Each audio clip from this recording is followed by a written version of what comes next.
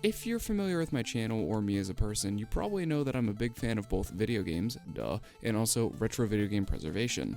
I think that it's an incredibly important thing for both educational reasons and just for historical reasons. It's really cool to look back on unfinished games and prototypes of games that we did eventually get to see what changed and what caused the developers and creators to make those executive decisions. And when a Twitter page like Forest of Illusion, which I absolutely love this Twitter page by the way, they tweet out all sorts of beta stuff. They tweet about this stuff all the time, and I absolutely love them. What they like to do is they like to purchase prototype cartridges from various Nintendo consoles, and then they like to release the ROMs of the cartridges on the internet so anyone can play them, both, like I said before, as an educational piece and a historical artifact, because if not, then these prototypes would be lost to time and nobody would even know they existed. That's really cool, and I'm really happy that there's a page that is dedicated to preserving game history. Then Pico Interactive comes around. If you don't know who Pico Interactive is, basically they're a game publisher. I believe they're out of Texas, and they publish well-known games that they can get the rights to and resell for dirt cheap.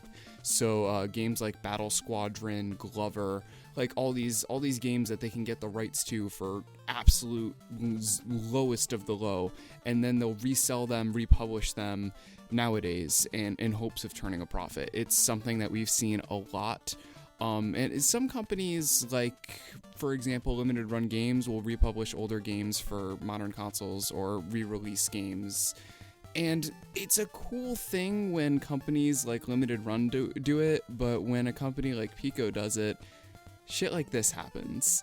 Basically what happened is Pico Interactive, now that they bought the rights to Glover 64, took down a prototype ROM of Glover 64 released by Forest of Illusion.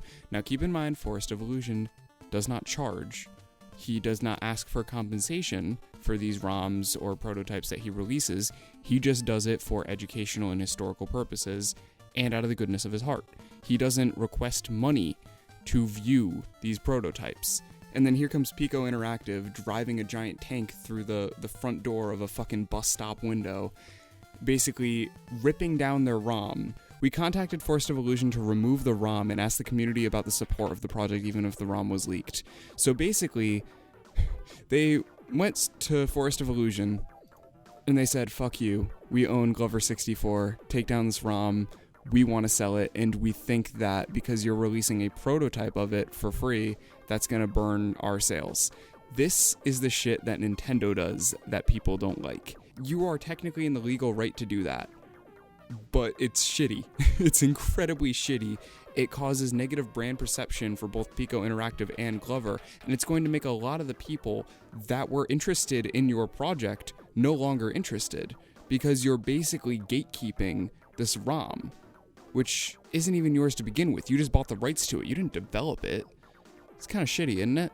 That would be like if I bought a cake at my local grocery store for $15 and then I drew a dick on it with icing, and then I got Dwayne Johnson to autograph it with icing, and then I resold it for $400,000. It's still a $15 cake. All that's happened is someone has added icing to it, and that's basically what this company is doing.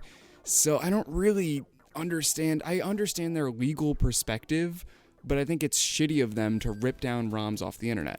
But what's worse is the fact that they have been absolute dickholes when it comes to PR and customer service about this. People are understandably upset about this, and instead of quelling their feelers and being like, sorry, we had to do this for legal reasons, etc., they're replying with gifs of memes. They're just being genuinely asinine about the whole thing. Pico Interactive, you do realize these are people who were gonna give you money at one point, perhaps, right? Now they're certainly not going to. I don't know what the hell you guys are thinking. Let's make our brand image look as bad as physically possible. And you know what the real kick in the balls is? Pico Interactive tweeted, let me see if I can find the exact tweet. Oh, we love preservation.